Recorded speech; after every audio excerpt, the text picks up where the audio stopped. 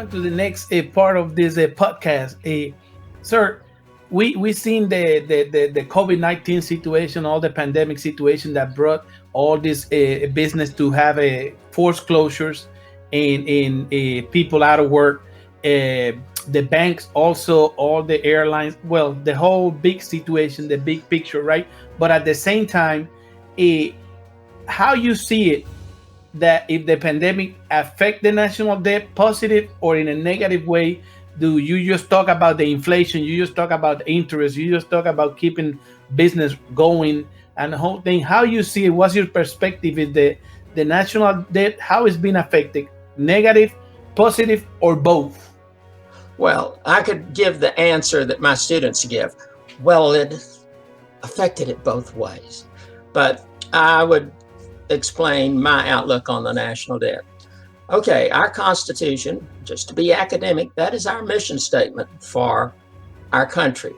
And our mission statement says, among other things, to provide for the common defense, which means we've got to have a strong military, which you know about, Cesar, right? Mm-hmm. Okay, but it also says that we are to promote the general welfare.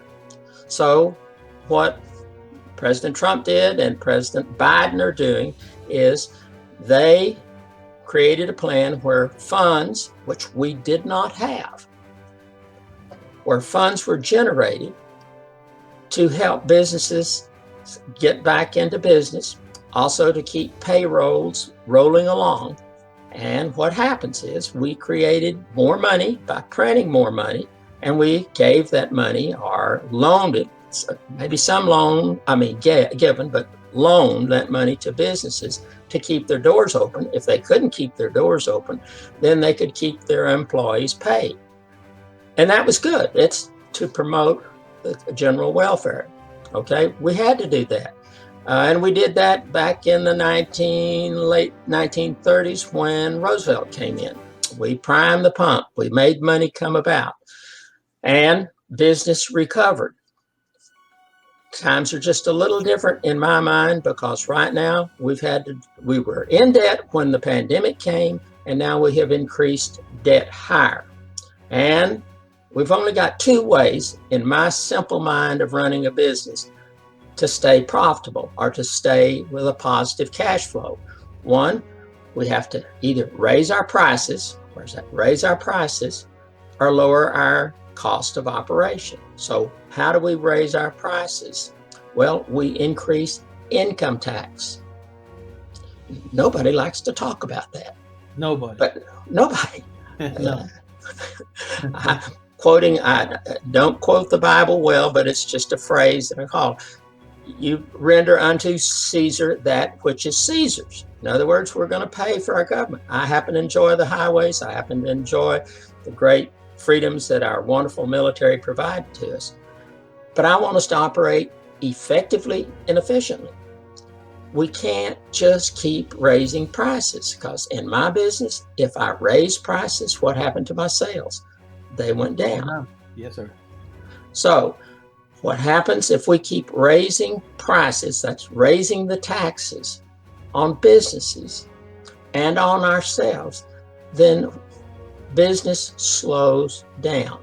And when business slows down, the first expense that you cut when you're running a business, and business is bad, you cut employees. They're fast. You can just go out and say, hey, I'm sorry, Ursula, this is your last day. This is your last week. And we have a safety net where they get unemployment. But I'd rather not pay unemployment. I'd rather keep people working. But that's what happens when taxes begin to go up. You have to either get more efficient or you have to cut costs, or maybe both.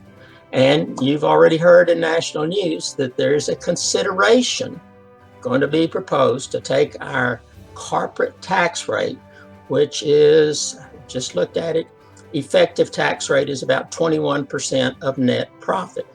We are considering, when I say we, it's going to be presented to House of Representatives and also perhaps passed to the Senate, raising the national corporate income tax up to 28%, where it was before Biden came in.